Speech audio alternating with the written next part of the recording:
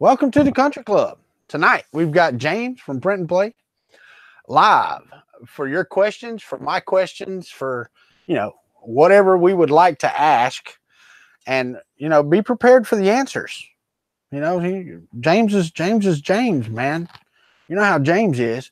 But I'm going to let James tell you how he is, and I'm going to click, and you're it, James. Hey, guys. Most of you probably know me. I've had a fairly decent presence in the Country 3D chat over the past, 6 months or so. But yeah, I'm James. I run the channel Print and Play. Most of the stuff I 3D print, it's kind of all over the place. But I guess what I'm most known for is doing video game related stuff. So 3D printed arcade cabinets and that type of stuff. And I'm here to answer Walter's questions and your questions. And well, now, James, they won't be able to see me the whole time. So if I'm doing this to you, it's just to you. Okay. Gotcha. Yeah. Okay. Good. Yeah. So the pole dancing I'm going to be doing, they will miss. Walter was just giving me the old salute. I was giving you the salute. That's right. James, I've watched a lot. Well, I'd say 99% of your recent videos I've watched. I've been. Oh, look, Miss K's in here. Hey, Miss K, you can't see me. I'm waving at the camera like she can even see me. But oh, you still got it locked on me while you're talking? Yeah, right. It's locked on you. They don't see me. This is your interview, not mine. I misunderstood. I guess I shouldn't have started to pick my nose. Right? No, you're on screen the entire time until we say goodbye. But I've been even privileged enough to be included in one of your streams. That's true. Yeah. 24-hour print, which was that is so awesome to me. So awesome to me.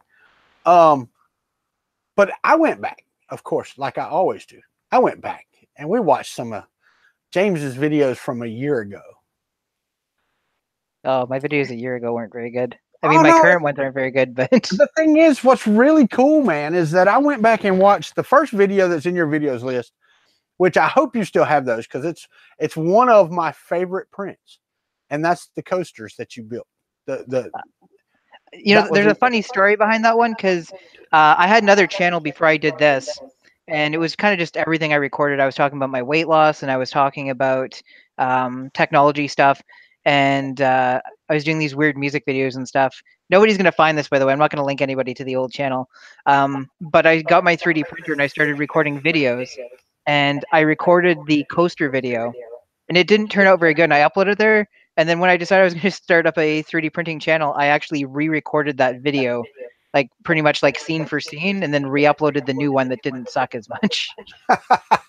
But, I like those coasters. I really do. I really would like to print those myself. Those are pretty neat.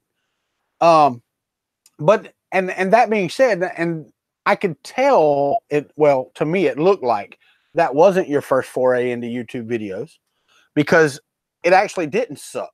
It was cut together well. It was put together well. Now, don't get me wrong. The sound wasn't that great. So you had a channel before Print and Play, as you just said. Yep. Right. So now I'm going to have to go on a scavenger hunt and try to find that channel so that I can watch that. You're familiar with the content that I did. It involves the stuff I do when I play music on my face. No, that's fine. That's fine. But okay, so we can go back. We're going to have to go back a little bit more than a year then, because that video was from a year ago. Yep. Yeah, that was I think June of last year, somewhere in there. So that's when Print and Play was born. Yep. Or Plug and Play, backup Print and Play as your intro. Yes, the original.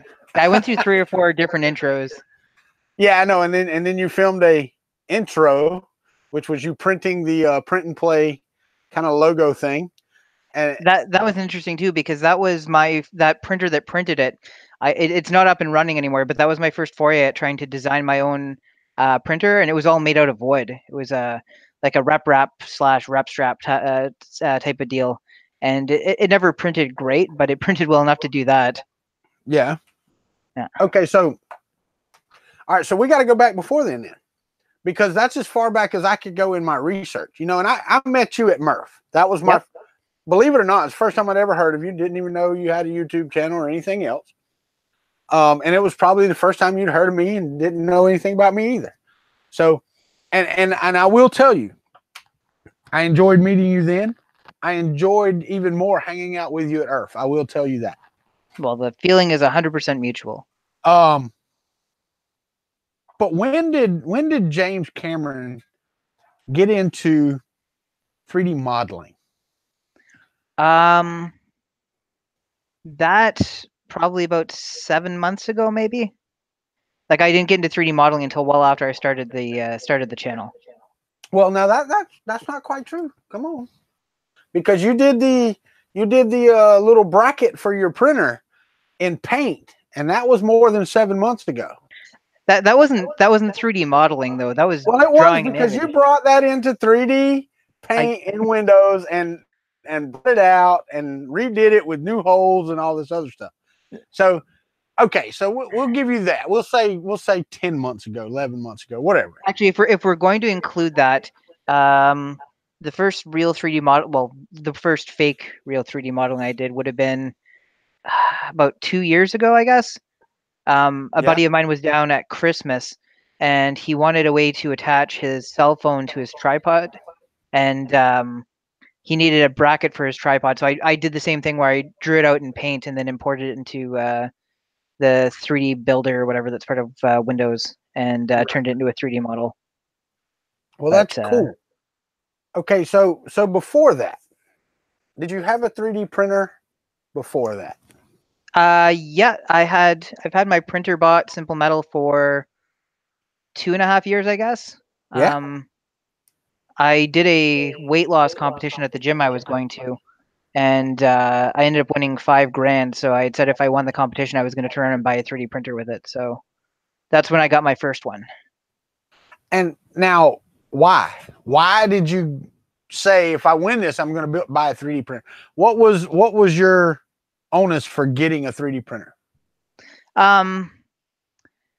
There's a bunch of reasons. I had been watching some of the videos. There was a guy that had a wife who had lost some of the strength in her hand, and he had 3D modeled these things for helping her to open bottles and stuff like that. And I thought that it'd be cool to get into 3D printing and doing that type of stuff in the event that I ever had somebody in my life that needed access to that. And I figured if I learned it before it was an issue, then I would be able to deal with that stuff as it came up and not be working on a learning curve as well. I don't know if you're watching the chat or not, but Daryl's here. Ah, broken nerd. Daryl is absolutely awesome. Guys, there's not as much interaction on the chat. Well, actually, there's almost zero unless you ask questions for the interview. So don't think I'm ignoring you. Well, I am ignoring you because that's what I do when I do my interviews. I pay attention to my interviewee. So you got you a 3D printer. Mm-hmm. And the reason was because, you know, it was something you thought you might be able to use to suit a need that you were going to have. Yeah, exactly. Okay. So now you've got your Simple Metal. Mm-hmm. And I'm sure you started off just like the rest of us, getting on Thingiverse and just going, okay, let me see what I can find to print. Yep. But this was 2 years ago. So at that time, filament and, you know, and the things that we have now weren't near as prevalent as what they are. So what types of struggles did you have 2 years ago, you know, finding things to print with, you know, print quality, that type of stuff? What type of stuff did you run into? Filament was one of the trickiest things for me in Canada. And I don't think we had Amazon. They offered Amazon Prime, but my wife and I didn't have an Amazon Prime account. So I wasn't really that familiar with it. So I was constantly trying to find places to order it from Canada, and a lot of places you're like $25, $35 for a roll of filament, and then also, you know, almost that much for the shipping. And the selection was a lot of usually basically cheap knockoff PLA, so we didn't have the range of filaments that we have now. So I think that was part of the struggle. And I ended up breaking the printer within the first month or two because, you know, I rather than watch videos on how to fix it, I just tried to fix things on my own. And finding replacement parts for it was tricky because there's only really one supplier in Canada that was selling printer bought parts. So I ended up doing a lot of jerry rigging to get stuff like an E3D V6 and stuff attached to it when it wasn't really designed for it, and so yeah, repairs are difficult. Okay, now 2 years ago was the E3D V6 wasn't even out 2 years ago. Sorry, it was a V5. Going V5. back to there you go, a V5. Yeah. Okay. Yeah, which actually the V6 was harder to attach when that came out. The V5 was the heat sink on it was significantly longer. Right. So I was able to more or less bolt it into place and get it stabilized, and it was long enough that it didn't interfere with the auto bed leveling on the printer bot. So okay, so now any early disappointments or any early frustrations that almost made you hang it up? There definitely were some where I was like, I'm going to give up on this, and then like the next day I woke up and I was like, I'm not going to give up on it. I'm trying to think of any specific ones though. The thing, the failures don't stick with you as well as the successes, which is, I guess, a good thing. It is. It's a very good thing. I think one of the things that happened that got me most frustrated is the something happened with the bed probe and ended up frying one of the rails for the printer board, which is what controls the printer bot. And I was like, well, I can't get this working without automatic bed leveling. So for a while, I like hot glued a micro switch to the side of it, and ABL would come down and it would just assume that the bed was level because it would just keep triggering the switch over and over again when it was trying to figure out the zero spot. And that was tricky because it was a matter of like getting it to go down low enough that it would trigger where it could print, but not enough that it would bend the switch. Right. I don't know, that thing, people have seen that on my stream. A couple of weeks ago, I pulled out my original printer bot, and it is like, it doesn't look like it should print anymore, but it still prints. I did so many things that originally had a 6x6x6 build volume. Yeah. And I swapped out the smooth rods in the bed so that it would do 8x8x10. Yeah. And then I tried to install a cable like a cable chain on it. Yeah. And the chain's like subsequently fallen apart, and then like there's electrical tape holding the sections of it together. And I was always nervous about cutting off excess wire when I was wiring stuff, so I would bundle the wires and try and stick them out of the way so that if something happened, I had extra wire to work with. Right. So it just looks like a mess, but it still prints pretty well. Okay, so and you say it still prints pretty well. So you still have your simple metal. Yep. So that's cool. So how long did you go before you got your second printer? How long did you have that before you got your second printer? So my second printer would have been the rep wrap that I did, if we're going by it. And again, it never worked that well, but I would say I started planning that thing within 2 or 3 weeks of getting my original one. Yeah. Because I wanted to, my goal with that was to build something that had a 300 by 300 by 300 build volume. And I got cocky and I was like, I can build a printer that'll do this way cheaper than what they were selling for back then. So I sourced like $400 or $500 worth of parts from AliExpress. They popped in, and I just scoured Thingiverse and found parts for other printers that I thought I could sort of make work for what I was trying to design rather than 3D modeling them myself. Right. And so it ended up being like an amalgamation of parts and hot glued together stuff. And yeah, so that was probably up and running sometime in May. So I got the first printer in January or February, and then I had the rep wrap built in probably about May, I guess. So a few months. Yeah. Okay. All right. So you built your second printer. Yeah. And it was a cobbled together. Oh yeah, it was a cobbled together mess. It was running an ATX power supply, like a computer power supply, and I ordered 2 and 3 of our. Uh-oh. Yeah. You froze for a second. Am I unfrozen? No, yeah, you're unfrozen now. The sound, everything stopped for a second. Weird. So, all right, yeah, I know all about gluing stuff together to make printers. So I have a couple of those myself. All right, so we move along, and you how long do you go? I mean, you're still printing things. You haven't started designing yet, because this is still, a year and a half ago. Yep. So you're still printing along, What are you printing? What are you doing with your printer? You're not dabbling into 3D modeling yet because you said you hadn't done that yet. I guess the next big use case was I had friends contacting me about building video game consoles based on the Pi. Yeah. And so I, at this point, discovered Orange Pis, which in Canada were about half the price of the Raspberry Pi.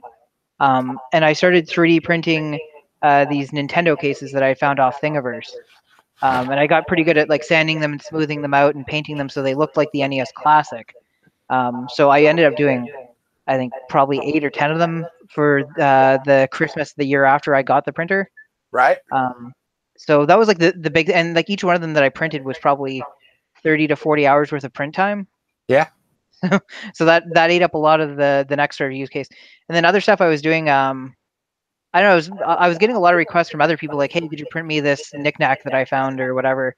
So I was very much in the sort of the trinket phase at that point where I was just printing things that are cool. And I also cooled off on the 3D printing for a while. There was probably a month or two where I didn't print anything at all. You know, my interest wasn't completely gone, but I think I was missing that 3D design element to keep my interest peaked. Right. I got you. So the printing of trinkets and stuff of that nature wasn't what you got it for to begin with. I mean, right. that wasn't your main use case. So, all right. So let's move forward now. Mm-hmm. What was your next printer purchase? That would be the CR10. Okay, so the CR10's been out about a year, I guess now. Maybe a little longer. Yeah, I have a video of because that was the first project I did on the channel with my wife as well. Because everybody had been saying how easy the CR10 was to build and get printing. So Kay and I actually did a video where I got her to unbox it, build it, and get it printing in the course of a night, just to see how it was for somebody that had zero experience. Okay. I didn't watch every video, James. No, that's fine. That video is like 45 minutes long. So. Oh, I don't mind 45 minutes. As a matter of fact, I was looking for some today, your earlier ones, and they're like, a lot of them are 5-6 minutes. I wanted the 22, 23-minute ones, like the one where you clean the video games, and some of them don't work. Yeah, I thought I was going to do more of that with the channel too, because that was something I was very interested in. A friend of mine and I are planning and have set up a video game related channel to sort of keep the interests separated. Yeah. But we just haven't had the free time together yet to make a big deal out of it. We made a go of it like years and years ago where we were just doing a podcast style thing, and it wasn't like we figured now with the video editing skill and stuff that I've gained since that we can do something much better. And we also learned that doing like 2-hour-long videos isn't the best way to get views. Oh yeah. I mean, live views, yeah, they work pretty good, but yeah, for people to go back and watch a 2-hour video is difficult. Mm-hmm. So you gave your channel the name Print and Play because I'm assuming that was going to be more of your focus. Yep. On the channel. Mm-hmm. So how did that name come about? How did the name Print and Play? Where did that come from? It was basically just what the focus of the channel was going to be. It's going to be 3D printing and gaming stuff, and a lot of the whole goal was for the two of them to sort of intertwine. I was like, well, Print and Play kind of makes sense.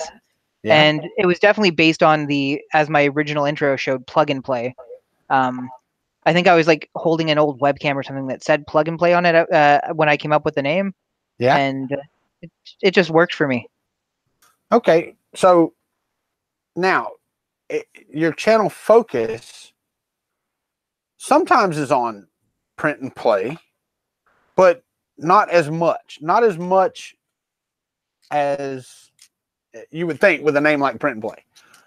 So, I mean, because a lot of your focus, your last, I don't know, quite a few videos has been designing and building. And no, the game consoles are absolutely Print and Play. Mm-hmm. Absolutely. But the designing of the printers, that dude, I'm sorry, but that's just the coolest friggin' thing ever. I mean, I know Glenn's designing the FK1, man, but to actually see the one that the first one you completely designed, printed, and put together, to actually see it print, dude, that was so awesome. Now what made you want to do that? What made you want to design and print a printer that you could print? I mean, I don't know how better to say it. I had always wondered how far you could go with printing a printer. Because as I'm printing the parts off for like my rep rat project and stuff like that, I was, there's so many things where I'm like, I wonder if I could just print this or print that. And then I'm like, oh, if you could, somebody would have done it by now. Right. And so then I met this guy, Walter, at Murph, and he had been crazy enough to 3D print the entire frame for his printer.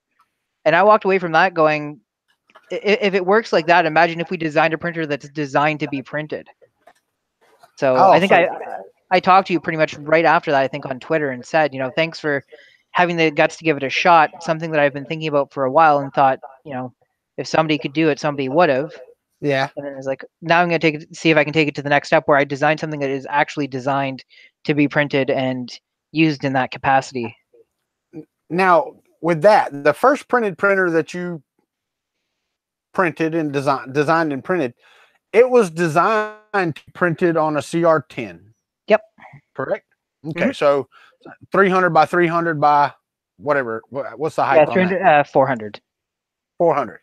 Yep. So now you were talking about moving that design into designing it so it could print itself. Now, have you moved forward with that thought?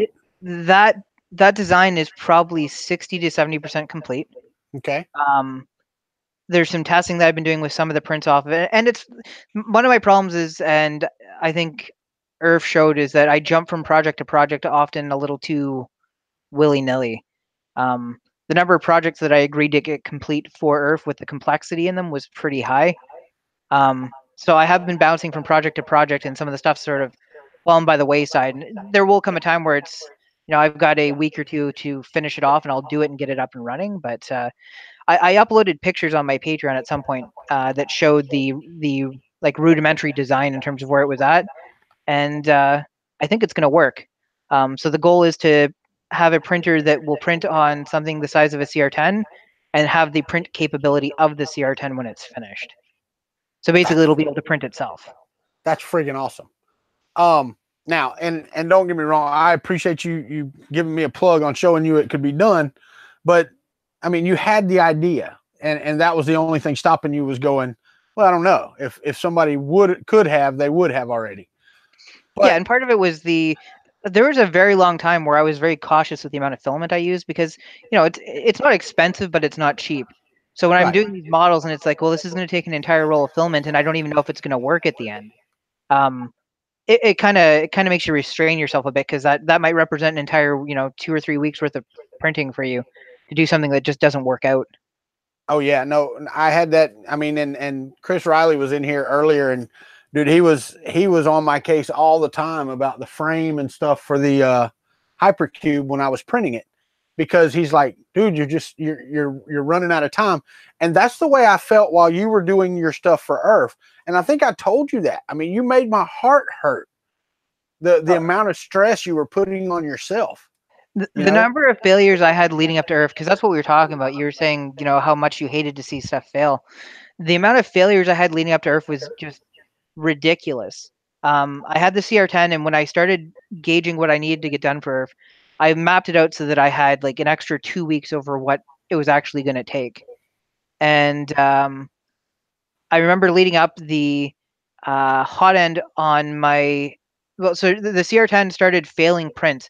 I would come down and it would be jammed. And so I would unjam it, get it printing again. And I was talking to Sean at IC3D, and he was saying, oh, you got to run the filament hotter. Our filament runs a little bit hotter. And like I was jacking the temperature up to like 240 degrees. And I would come down and it would, it would have succeeded in printing 10 hours and then failed. And these prints were like 30 to 40 hours a piece for the large arcade cabinet. And finally, what ended up happening is it turned out the thermistor on the hot end was dying, but it was dying slowly. So it was continuing to report that it was at 240 degrees, but the temperature was steadily dropping off. So it wasn't actually jamming. It would just cool to the point where it couldn't print anymore. But it would still be reporting that everything was good.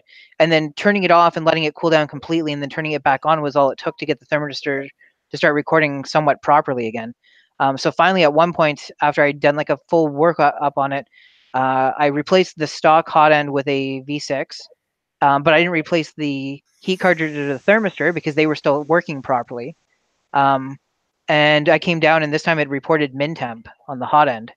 Right. And so I swapped the thermistor, and it was back up and running. And I'd lost probably 4 days or 5 days worth of printing time already. Right. So I got 2 parts of the large arcade printed, and I came downstairs, and I went to start the next print. And while it was heating up, there's a pop from the control box, and it reset itself. And when it came back up, it was reporting 50 degrees on both thermistors, and it wouldn't change the temperature. So it had blown the control circuitry for the temperature monitoring on the control board. So it was down again for another 3 days, I think, while I waited for a new control board to show up. Right. And yeah, no, I mean that, and I watched all of this from afar, you know, and it was like a train wreck. Dude, I mean, it was just one thing after the other. It was like, holy God, how much can you take? But and you know what? Like there was nights where I was up till 3, 4 in the morning, especially when when I got the new board, which I ended up replacing it with a MKS Gen L instead of an actual stock one. I was up until 3 or 4 in the morning, and my wife kept saying, just like, we'll bite the bullet. You'll have to pay it off, but order a second printer because you're not gonna, you can't rely on the one you've got. And 4 o'clock in the morning, it still wasn't working. I couldn't get the screen and the SD card to read off the new board, even though everything was sort of moving. So I turned around and ordered the new printer, went to bed for 3 hours. And when I woke up in the morning, I knew, like, I figured out what was wrong with it. I just needed 3 hours of sleep to figure it out. Right. I remember wife and I doing the recap, and she's like, so I told you a week ago to order a second printer so that you could get back on track, and you were sure you could fix it. She's like, so it's, 3 o'clock in the morning, the printer's not working. You've ended up ordering the new one anyways. She's like, maybe next time just listen to me. Right. Well, that's the way that works with the wives, right? Make sure you listen. Especially when they say buy a new printer. Yeah. Kay, you stubborn ass. That's what Kay says. That sounds about right. But the thing is, when you got to Earth and you got to the house and we set everything up in that back bedroom back there. Yep. It printed, dude. I was still amazed that your printer printed.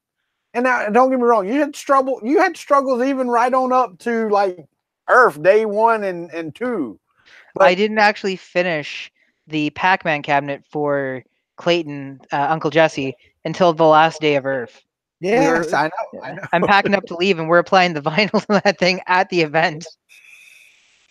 Well, I will say, man, that's one thing that inspires me, is that you didn't give up. You know what I mean? It was one of those times where you could have said, oh, screw it. I'm only going to get one of these things done. I'm going to focus on that. But you didn't. You had the two gaming cabinets, right? You had a smaller one? Yeah, I had the Pac-Man one for Uncle Jesse. I had that was a bigger one. The large 2-player one for IC3D. Okay. And the 3D printed printer. Those were the 3 projects that I started and did specifically for Earth. And then I had I'd actually planned a 4th one. That one didn't even get started. I was making a mini Donkey Kong cabinet, and I brought the printed frame, and that's as far as it made it. Yeah. No, I mean, dude, it was just so awesome. And I appreciate that, K-Cam. I appreciate you subscribing. Your wife just subscribed to my channel. She's so nice. She was subscribed before, but I think YouTube keeps doing this thing where it unsubscribes people. Well, that's ridiculous. Yeah, I actually I have one of my good friends, Christy. She subscribed to me about 6 months ago, and we were out for dinner last week, and she was talking about how in the past few months she hadn't any time to watch any of my videos, and I said to her, "Can I see your phone for a second?" And I went and checked, and sure enough, it had automatically unsubscribed her from me. Wow. Okay, so now you've got. We're going to back up a little bit. So you got the CR10. What other printers do you have that you purchased other than your second CR10 that Kay said you needed to order? So I have purchased at this point 2 printer bots. So my original Simple Metal that I did all the work on, and then when they went out of business, I actually went and found another one that's stock. Because my goal for that is to bring it to events in the future, because I don't want people to forget that PrinterBot existed and all the stuff they did for the community. So I'm going to bring it to every event that I can and have it printing there, just so that, you know, it's part of the history type thing. What else did I order though? I ordered an Obsidian, which obviously hasn't shown up yet. They haven't shipped it. And then I think everything else is stuff that I've either built or been sent for review. Okay. Oh, and so I bought 2 CR10s. Right. Now I said other than the CR10. Oh, so on your 24-hour live stream, mm-hmm. that was done, and it was actually a little more than it wasn't a 24-hour live stream. It was a 24-hour build, right? Yeah. Okay. So that was for a fundraiser for what? That was for the CHEO Children's Hospital in Ottawa. Okay. So that was the goal, and there was no major reason behind it other than I wanted to do something good for a good group, and giving it directly to the hospital was pretty much the best thing that I could think to do. Well, that's pretty cool because it actually turned out really well. Now, how is that printer performing now? Have you made any other changes to it since you got it to lay plastic down? I've made design changes, and I've tried to implement some of the design changes using like hot glue and stuff just to see relatively where things need to be. But I do need to reprint parts to see how well I can get it to work. I don't think it's going to take a ton. The issues mostly come from spots where I under-engineered it to get the prints to run fast. But I think, especially with the automatic bed leveling on it, I think it's going to perform pretty well once all is said and done. Okay. All right. So we're about 31 minutes. So this is at the point where I start talking about from now forward. Okay, you're going to keep doing YouTube. You're going to keep doing the 3D printing thing. But what is it you want to do with yourself and your channel and your 3D printing going forward? It's hard to gauge because I kind of just go from one project to another. I'm the kind of person that just sort of, you know, picks something that interests them and then gives it a shot. In terms of like the short term, I have a few other printer designs that I've been working on that I'm going to release. So obviously the printed CR10 clone, it's not really a clone, but, you know, serves the purpose of a CR10. I've got a small form factor printer that I've been working on. And one of the original videos I did that was super popular was on the Cherry 3D printer. And I've been working on a new design for that simplifies a lot of it so that people can get up and running with that easier. Oh, cool. So I think I'm going to back away a little bit from printer reviews. They end up taking up a lot of time, and you know, like it's all cool for people to send free printers, but a lot of the printers that I've gotten have had so many issues that it's kind of like it's like getting a fruitcake for Christmas or whatever. You know? Yeah. It's like getting last year's fruitcake for Christmas. Yeah, I talked to a lot of people. They're like, "How do I get a free printer?" And it's like, you got to understand that if you're a smaller channel, the printers that you're getting sent aren't necessarily going to be the printers that you want. Oh yeah, right. No doubt about that. That's for sure. Now, so you have reviewed a few printers that have been sent to you, and a couple of them have been really nice. That definitely. Sorry, go ahead. No, go ahead. I was gonna say definitely the resin printer. It performed flawlessly right off the bat. The software stuff is a little questionable, and you do have to use their software to do it. But the prints I got off of it, like I've got this Eiffel Tower here, and like the quality of the print and the spacing, the fact that all the way up you can see the little holes in between the girders is just, it's ridiculous to me. And for them to be able to sell that printer for, I think it's like $500 or something like that, and you know, like the build volume is decent. It was mind-boggling to me the quality of prints you can get out of it. It's a lot more cleanup work in terms of the fact that it comes out and it's only sort of partially cured, but no, the prints on it have been very nice. So let me ask you this: with a resin 3D printer that does that, now it would be nice if you could get a build volume in a resin printer, kind of like the CR10 or something of that nature. Yeah. I don't see that coming anytime soon to a desktop near me. I don't know that it'll ever. Well, I can't say ever happen, but the problem is, it uses an LCD, right? That's how it works. So the LCD that's on the printer that printed this is 68 millimeters by 120 millimeters. So whatever that is in inches, you know, it's like a 5-inch or 4-inch type screen. Right. And it's 2K. And you have to maintain that type of resolution as you go bigger to keep the same detail, because this is being cured by pixels. So if your pixels are this big, right, then yeah, so you can't just put resin over top of a TV screen and get print quality that good, because the squares are, the squares are too big. Oh, come on, we can use a 4K TV. Brian Baker says that they have a $20 SLA printer. I ordered 2 of them. The thing is, they haven't even actually, the company that manufactured that printer isn't even selling it yet, so it's definitely not going to be what we're hoping for. Yeah, no, probably not. But so you say they're 2K. What about a 4K TV? Couldn't you just lay it on top of a 4K TV? Well, if you're using a 4K TV that is no more than double the size of the screen, right? Because again, you're going to the pixel density. Chris Lane saying 8K TVs are coming, but if you're dealing with an 8K TV that's 42 inches versus this 2K TV, which is a quarter of the resolution, that's only 5 inches, right? You're still losing fidelity. Like, yes, it's great for when you're watching a movie or something like that and the image is good, but when you're talking about trying to print something that's got to have all these intricate details in it, you're going to see it that it's made up of blocks at that point. Yeah, no, and I wasn't talking about a 42-inch screen. I was thinking, 200 by 200, in 4K. Oh, yeah, that would probably work out okay, I would imagine. Yeah. So yeah, that's what I'm saying. As long as you're dealing with, if you're going up to 200, and if you could get an 8K screen that was 12 inches by 12 inches, you'd probably be okay. Yeah. I think the other thing you'll run into is the fact that most high definition screens are going to be widescreen, because they're not manufacturing these panels specifically for this task, right? They're reusing stuff that exists. Yeah, so you're going to have a 200 by 150 or something of that nature. Yeah, exactly.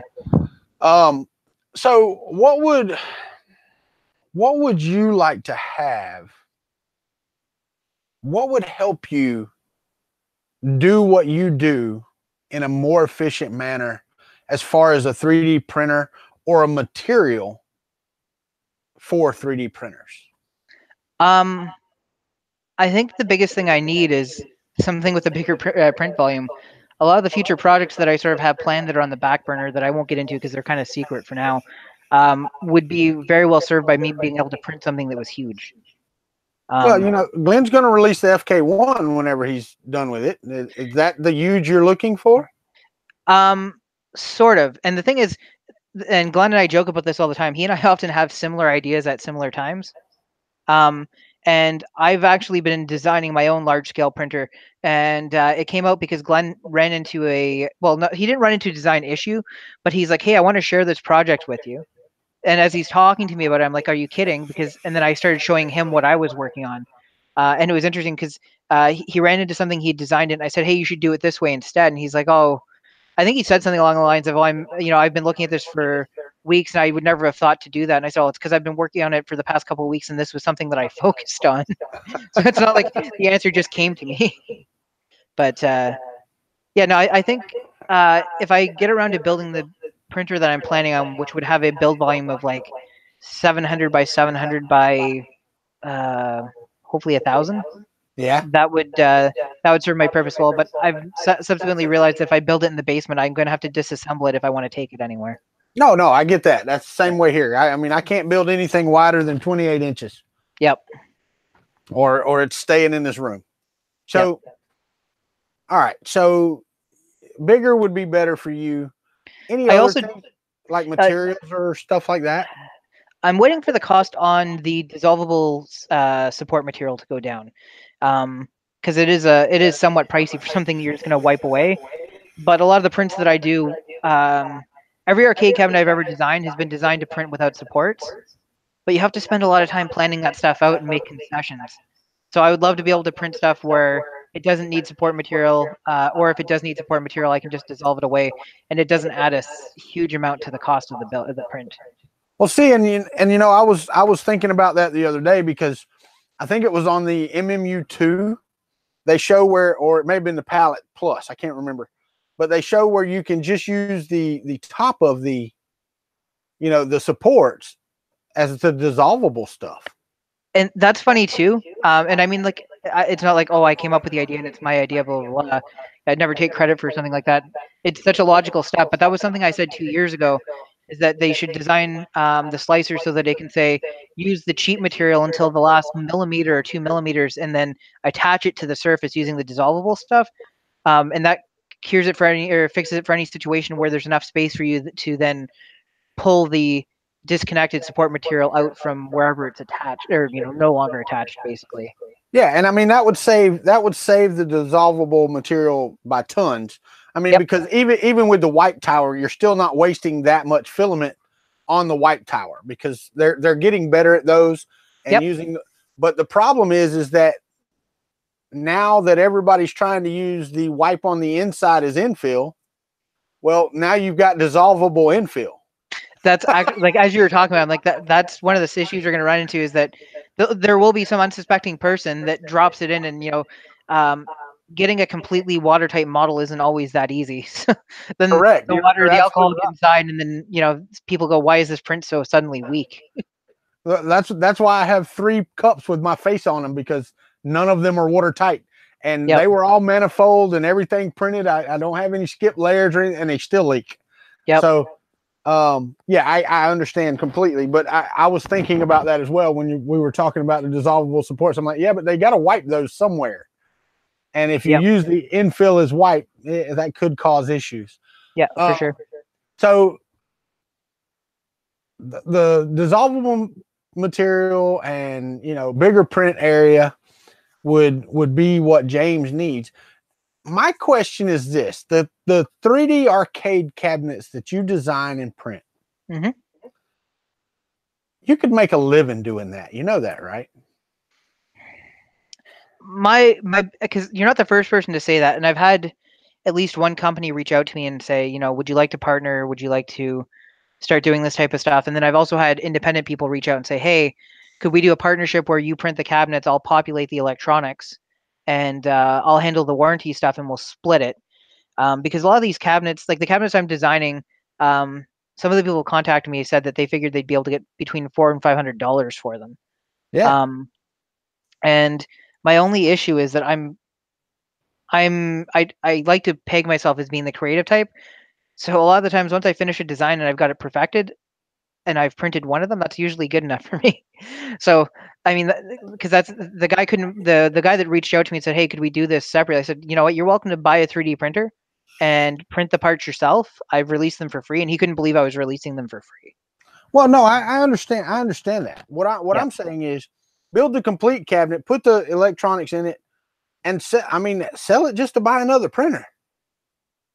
You could fund buying new printers, buying upgrades to your printers, not just making a living. I understand that. And there's a lot of work that goes into those. Oh, definitely. Although, I mean, the more time you spend redoing the same project, like the very first Nintendo-ish console I built, it probably took me 10 to 12 hours to do all the soldering work and all the other stuff. And by the time I built the last one, it was the kind of thing where it's like, okay, the part's finished printing, I'll have it built in an hour. And like an hour later, because it was just like, this goes here, this goes here, this goes here. So once you've mastered where everything goes and it's just assembly line sort of in your head, then. And I understand that's when you get bored with it and you go, well, crap. But if you could do that once every couple of months, your printer farm gets bigger, and well, you run a room in your house. But I'm actually at that point now where, with the bringing in of the Ghost, which by the way, the Ghost is now printing perfectly. I'm going to be doing some videos on it because I've made a few upgrades to it.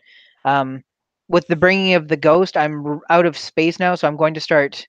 Like the first printer is going to my brother and my nephews because I want to get them into 3D printing. I'm going to apologize for the bouncing of the camera too. I'm on my laptop, so every time I move, that transfers to the camera. I got you.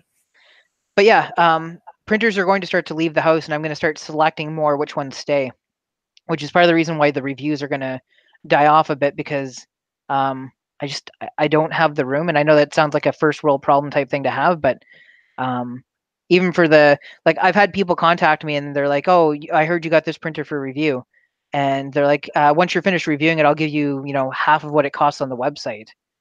It's like, okay, but I took the printer, I built it, I tuned it and did all the other stuff.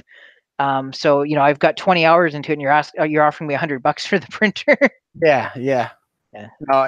Well, and that's the thing. I mean, one-offs are one thing because people are much more willing to pay when they're getting an original or something like that. But if you're printing these off, there is no upscaling in speed to FDM printing. No, that is the case. That's the reason why I'm rebuilding my original CR10 as well, because for projects, there's no beating having two printers that are capable of printing the same quality and running side by side. You know what I mean? Yeah, no, that's the only way you're going to double your speed. The absolutely the only way. Yep. Because if you print one Benchy and it takes an hour, you print two Benchies, it takes 2 hours. Actually, a little more because of travel time between the two. No, for sure, yeah. So the more you add, you're adding that little bit every time, but you're still having the base amount of time. So, yeah, it doesn't print two faster than it prints one.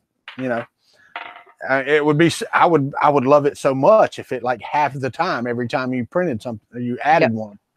That would be great. Okay, so now we're up to the time where people start asking questions, and I've only gotten 2, and we've answered the first one several times in here. Your first printer was a simple metal. That was the question. Yep. Okay, the second question I've got is, how many glass beds have you broken? None of the glass beds that have fallen off my CR10 have ever actually broken. So I'm assuming that's somebody that's watched my live stream, so I could probably narrow it down to who asked the question. I haven't seen...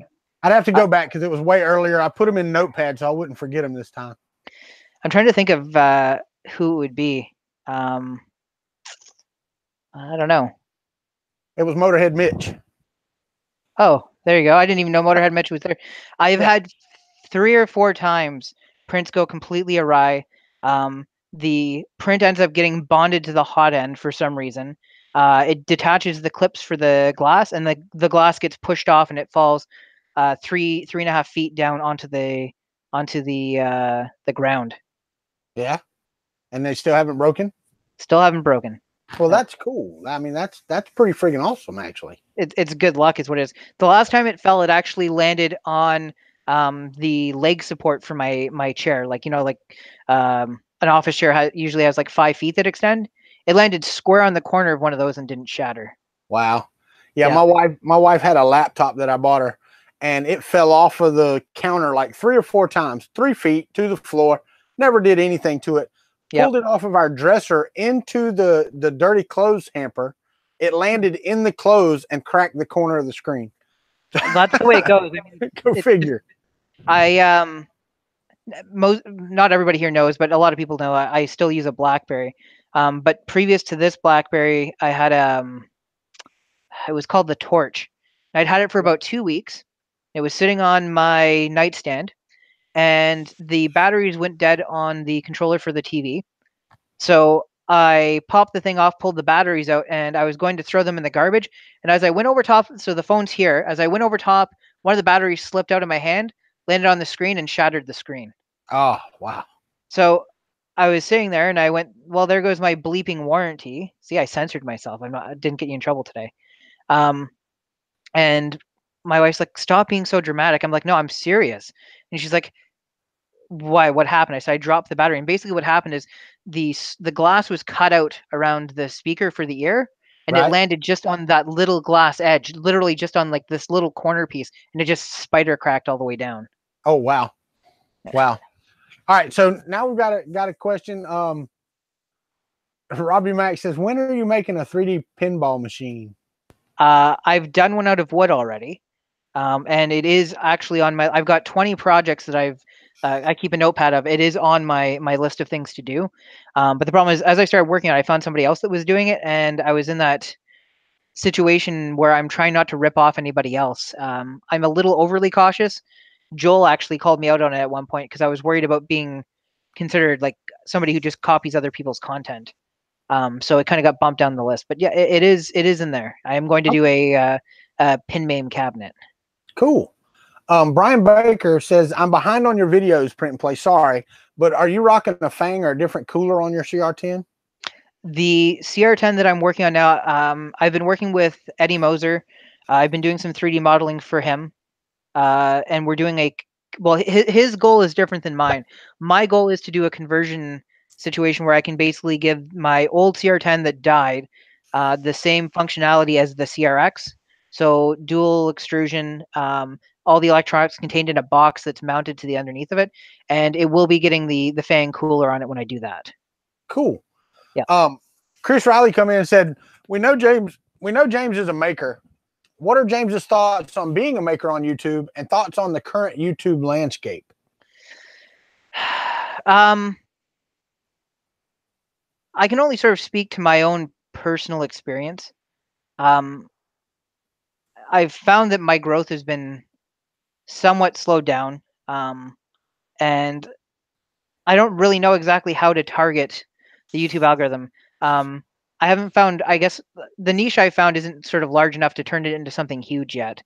And I don't think, even with respect to the people that are doing YouTube for a living now, I think the YouTube system is constantly moving away from people being able to do it for a living unless you have millions of subscribers.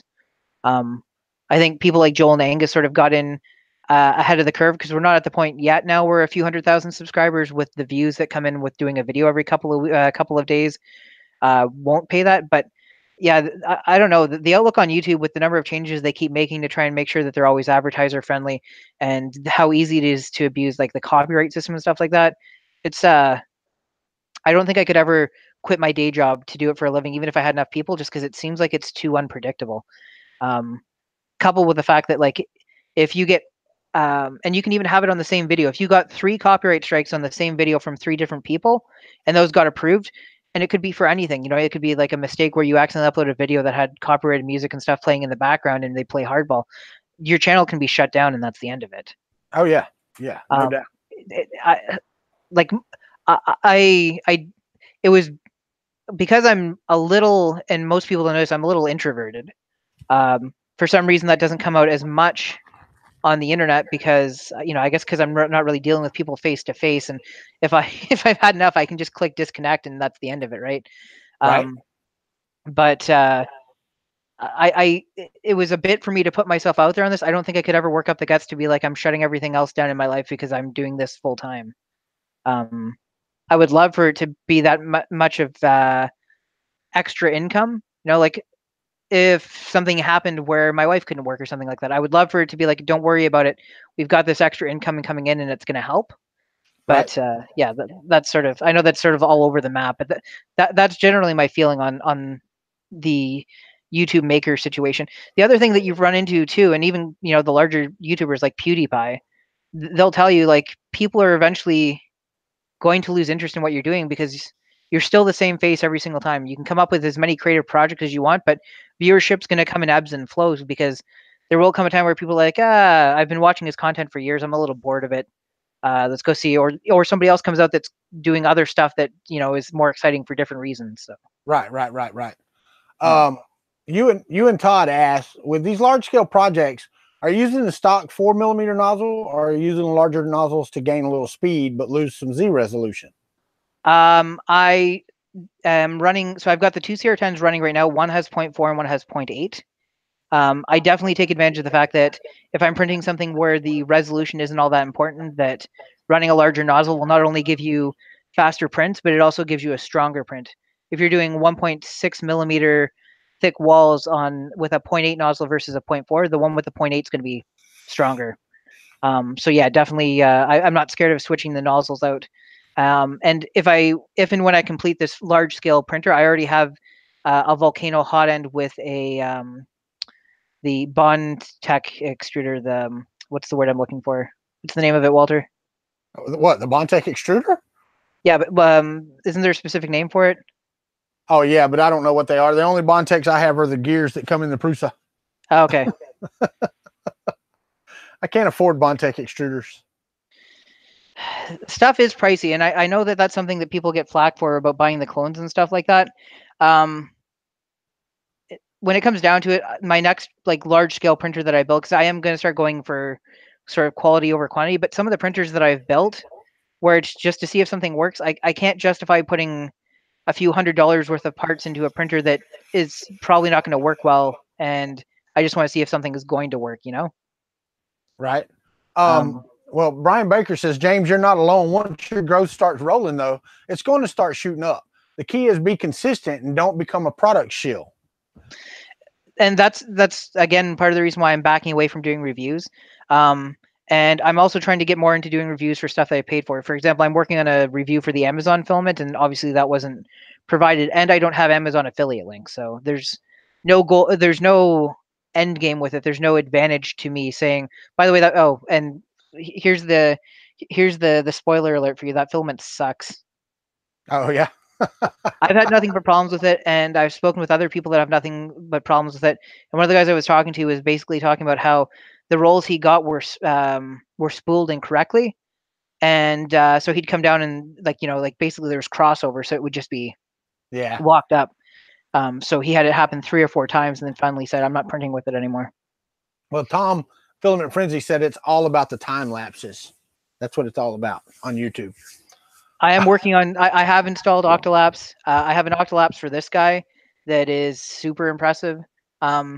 This one here was printed on the CR10 at 0.2 millimeters, actually 0.16 millimeters with a 0.8 nozzle, and it's crazy how well some of these overhangs actually turn out. So yeah. But that Octolapse stuff is just magic. It is. Octolapse is really cool.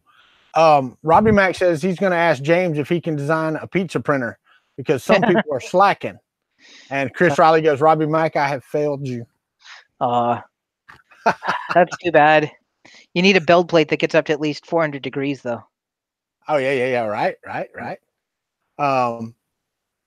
But, you know, and you know that I've caught some slack over getting this reproduction of the Duet Wi-Fi. Yep. So how many, because I know you have gone through some ramps boards, how many original ramps boards do you own? I think all of mine are knockoffs. Yeah. Okay. So now, do you own any knockoff E3D V6s? Do I own knockoff ones? Sure. Yeah. Okay. Yeah. Okay. When I wanted to make sure I wasn't the only unethical one in the entire YouTube community. I have paid for but not received a couple of original V6s. And my stuff is a mix of stuff that's original and stuff that's not at this point. If it's something I particularly care about, that I'm going to put the effort into making sure, like if I'm building a printer now and it's like, for example, like the large scale printer, it's going to be all original stuff because, you know, I want it to be, I want it to be as solid as possible. Yeah. If I'm printing, like the prints that I'm going on, because I've already in Cura designed the profile for the printer that I'm talking about. Some of the prints that I'm going to be running are going to be like 25, 30 days, you know? So I don't want to risk it jamming up because I got something that wasn't manufactured quite to spec.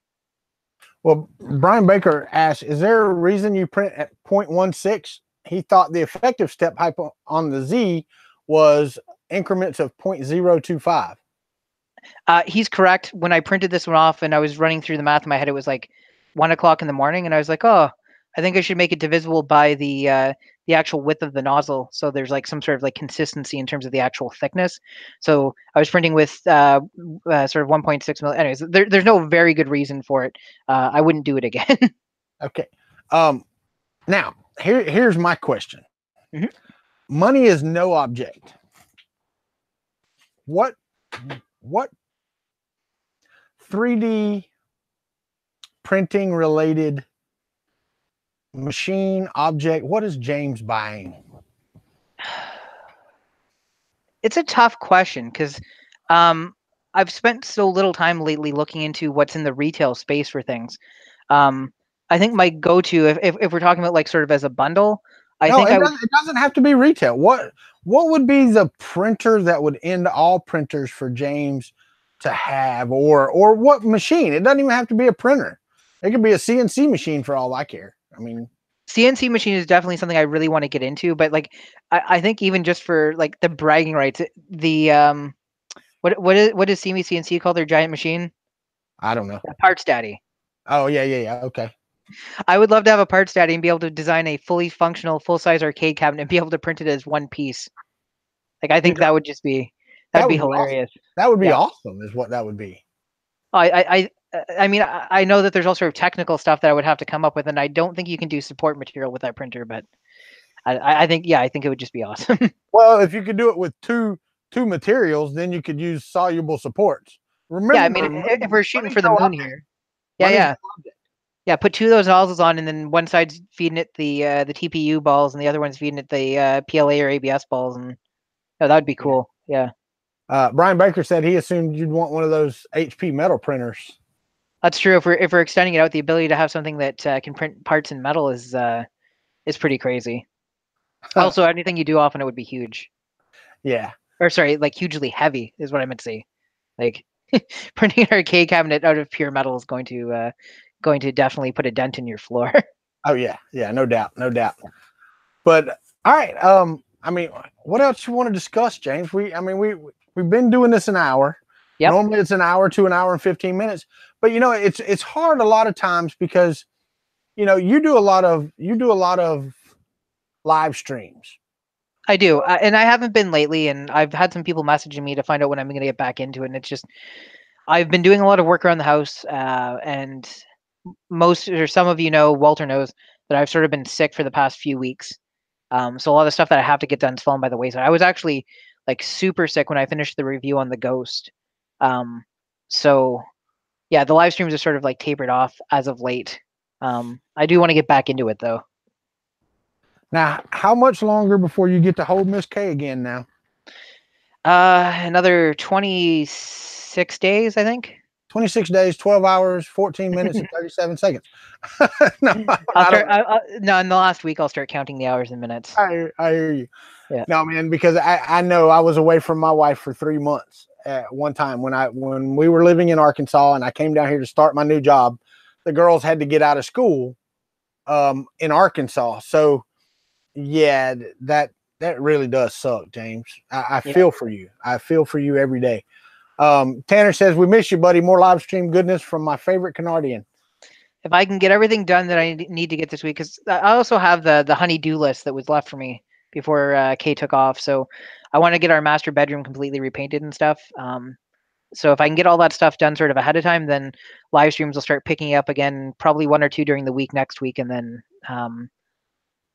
probably the entire weekend before she gets back. She comes back on a Monday. So okay. Well, Canadian Thanksgiving. Canadian Thanksgiving. Yeah. All right. So listen, if y'all are not subscribed to James, and I don't know how many of you are not, the link to his YouTube is already in the description. He's going to send me the rest of his links at JC Print and Play on Twitter. I don't know what his Instagram is because I'm like the Instagram ghost. I don't think I know what my Instagram is. I don't spend a ton of time on there. I don't really do a lot of Instagram. Yeah. So will the episode be called Print and Play or Print and Paint? Oh wait, yeah. And John Mack asked, "Were you sick from drinking resin?" I did not get sick from drinking resin. I can't even guarantee that I drank resin. It was in my head. Yeah, right. And the smell was in your nose, and that's the way it tasted. I get it. Yeah, yep. But if you're not subscribed to James, you're missing out. James is my favorite Canardian, and I apologize to all you Canardians in my stream. But James, it just feels wrong with James on camera and no cat butt. I was trying to figure out because both cats are here. They're just sitting on opposite corners of the couch. They're like, no, we're not doing nothing. He's not printing. Yeah. So can't break anything right now. Well, if y'all got any more questions for James, throw them up here. But I can't wait to see what you come up with next. I tweeted. What did I tweet you? I think I tweeted you that message the other day. How awesome it is to watch what you do. You said it during one of your live streams, and I popped in shortly after somebody talked, and they said that you said you were just talking about me, so I rewound it and found where you were. Oh, yeah. There you go. Spun the camera around. Tugged on the cable a little bit too hard, and I guess it's not secured, so. Oh, yeah. Brian Baker shakes his fist. It's like Western Canada doesn't exist. We love you out in Alberta. Kay asks, why are you so cute? It's because she's not wearing her glasses. Oh, put your glasses on, Kay. They'll help. Fun King's in the house. He said he subscribes to you. Yeah, his mistake, I guess. I'm glad he subscribes to me, though. It makes it easier for me to go in and steal his ideas. Right. Yeah. But guys, I mean, James, you got anything else you want to tell us? Anything coming up that we should be waiting and watching for? I think as next year goes on, again, sort of the print and play name isn't always going to apply. I think I'm going to start getting into woodworking and stuff again too. Okay. I've got some future projects planned for doing some woodworking, which is why I want to get into the CNC machine stuff too. I really think the next sort of step in the print and play arcade stuff after, I don't know if I told you about the big thing I have planned for Murph next year. I might have. Nope. I won't say it here because it's going to be a surprise. Okay. But I think once that's done, I think the next step for 3D printing and stuff for me is merging woodworking and 3D printing stuff into one thing. So I have an arcade cabinet planned where like the frame will be done out of wood, the controls will be done out of printed plastic, and it's going to try and bring it together so that people that want to build an functioning arcade cabinet has like a coin return slot and all that type of stuff will be able to take my designs, use the plans to cut out the wood and build the wooden box, then print out the parts and reassemble it into something that's as close to an actual like fully functional cabinet as possible. Yeah, Mitch said get a Maslow CNC. Is that the one where you like set it on the wall or whatever? And then the router hangs. Yeah, I want one, but every time I've gone there, and I did at one point go and pay them the $1 so that I would be notified the next time they go into production on it, but I haven't heard anything yet. Yeah, I hear you. But yeah, I look forward to everything you do, James. I really do, because I learn a lot, even though I don't like put any of it to use. I do learn a lot. Well, I miss listening to the Kuntry Club in the morning on the way to work. Well, and I miss doing it in the morning, and maybe one of these days it'll come back once I get to work from home again. Right now, it's not in the cards. I mean, you got to make a living before you take care of everybody else, Oh yeah, no doubt. And YouTube's not going to pay the bills. You just told me it wasn't. It may eventually pay some of the bills. It was funny because I made the donation to Chio immediately after, not immediately, but like pretty shortly after the stream finished, and we wrapped everything up, and I saw how much the total was. So I got notification from YouTube that they're paying me out a check, and I'm like, oh my god, that's so much money. And I'm like, oh, that's just paying me back the money that I already sent to Chio. Got all excited for a second, like, oh, I made a couple $100 there, and it's like, oh no, that's just all the donations. Right, that's the money everybody gave for that. Yeah, no, I get you. But all right, so this has been. I'm gonna. I mean, is there anything else you want to say before I lock it on me and tell everybody good night? No, I think as long as there's no other questions, I think we've gone through my life story now. Well, no, we haven't, but that is a question. I had it in my head, and we got off on something else, and I forgot.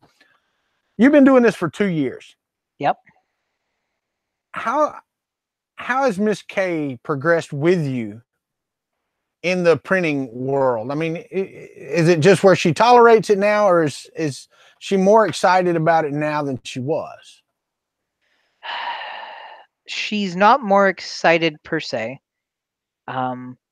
We have had points where, if we're being honest, and she's here, so she can tell me to shut up if she wants me to. I do have I won't say addictive, but I do have a tendency to get wrapped up in things. Right. So there was, at the beginning, it was a new toy and I was doing stuff. So 3D printing all the time wasn't that big of a deal. Then as time sort of progressed and it was constantly, running downstairs to check on the printer and stuff like that, it certainly sort of held my focus more than it should have. Then it's tapered off and stuff. And we ended up, it was a lot of finding the balance. And she listens to my stories, she gets involved, she talks about it, and she's excited about the stuff that I'm excited about. She's not excited because it's 3D printing, but she's excited because it's something that she knows I enjoy. Well, and that really, though, James, that's really all you can ask for. It is. That's being more supportive than even they know. Yep. No, I cannot fault her for how patient she's been with stuff.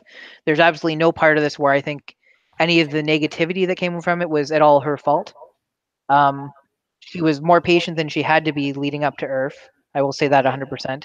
I can imagine. By the end of it, I'm sure the nights were getting to her, the 2 or 3 o'clock in the morning, coming to bed, then getting up at 7 and going to work, right. Trying to get all that stuff wrapped up. But like there are some 3D printing projects that she's excited about. The resin printer, as I've shown her the print, she's now excited to maybe get into using that stuff to do jewelry and stuff like that. Yeah, no doubt. So it's pairing up doing 3D modeling and stuff like that. And I'm hoping, I don't know if Daryl's still in the chat, but I'm hoping Daryl can teach me a little bit because I'm not good at organic modeling. Right. I can design an arcade cabinet and stuff like that because it's very, it's still fairly square, right? And it's still a lot of, I need to know the measurements on buttons and joysticks and stuff like that. That stuff I can manage and I can do, I think, a pretty solid job of it. But when it comes to more organic shape and stuff, I don't even know I don't even know where to start with it. What was the first resin print you showed her? It was the bird that was the sample print on the printer. I got you. Yeah, I think that one, then the Eiffel Tower or the country protonome. Yeah. Oh, yeah. She's saying no. Maybe a Benchy, the mini Benchy.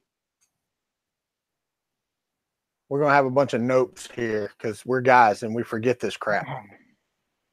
I do have one more question though, James, before we get off here. And this is more of, I want to ask, when is the next time that I am going to get to see James in person? It'll probably be Murph next year. Okay. I used up all my vacation days at this point, except for the ones that I've saved, so Kay and I can have a week off together when she gets back. And financially, we're pretty tapped right now too. So it's the way it goes. Oh yeah, no doubt. It's like the trips that I've taken obviously were not cheap, and then building the stuff for them was not cheap. IC3D helped me a lot. They provided all the filament for the builds for Earth, but even without that, there was the electronics to get them up and running. Also, if John Mack is still in the chat, I want to give him a shout out too, because when everything went to poop at Earth, and I couldn't get the orange pie to work with the dual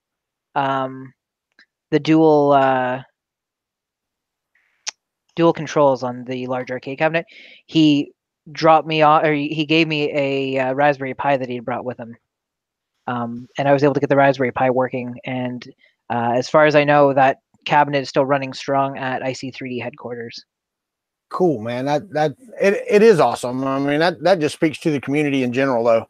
I mean, because you had a lot of hands-on help, getting vinyl applied and getting stuff done. You know, the community is just friggin' awesome, and you're an awesome member of that community, which is awesome too. Brian Baker, it's in Goshen, Indiana. I also want to, is Robbie Mack still in here? Maybe. Yeah, he's been in here. I was secretive about who did the vinyl work for me because Robbie Mack just happened to have the artwork and was able to get it set up for me. I didn't want people flooding him with requests because it's not the kind of thing he does. But he never got the credit that he deserved for it. And he told me afterward he didn't care if people knew, as long as it was, understood that it's not the stuff he usually does. So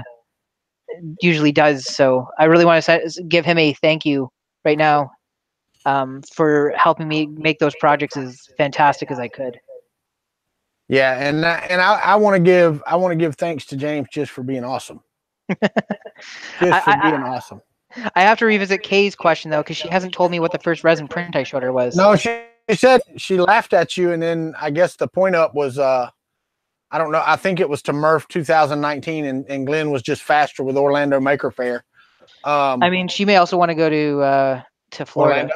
Yeah, she might. It's right outside of Disney World in Thanksgiving, which is good weather. I mean, it's cooler. It's not as hot. Crowds aren't quite as big. Maybe next year. We won't have the time or the funding this year. Right. And I still don't know if I'm going to get to drive down to Orlando Maker Faire. If I do, it will be to drive down there, spend the day, turn around and come home. I don't believe I'll spend the night and spend 2 days down there.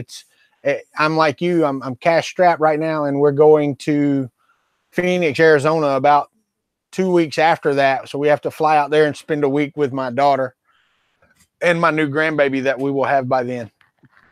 That's exciting, though. It is. It is exciting. All right, guys. Well, James, I'm going to click over to myself here for a minute, and I'll be back with you when we're done, okay? Sounds good. I'll kill my mic so that people don't have to hear me breathing. Okay, buddy. Thanks for hanging out, everybody. Oh, yeah, there we go. All right. This was James from Print and Play, and we learned a lot about James from Print and Play that you can't just find out in his videos. That's what the interviews are about, and I want to say thank you to James for being on the show today. My original guest had dropped off on Sunday, and I had James on my list. Don't get me wrong, I have a list of people, and James was on the list, but I thought that he might be one that would slip in a couple of days, and sure enough, here he is. And James is awesome, Ricky Tanner. You are correct. Minnesota Maker, I'm sorry you jumped in late. We are ending the stream right now, but I will be live again tomorrow. We will be working on the TiVo Little Monster again. Hopefully, by the end of the stream, I'll be printing with it. But as for now, if you like the video, give us a thumbs up. If you didn't, give us a thumbs down. Just give us a reason why. But thank you for seeing the live interview with James. And thanks for being part of the Kuntry Club. We'll see y'all tomorrow.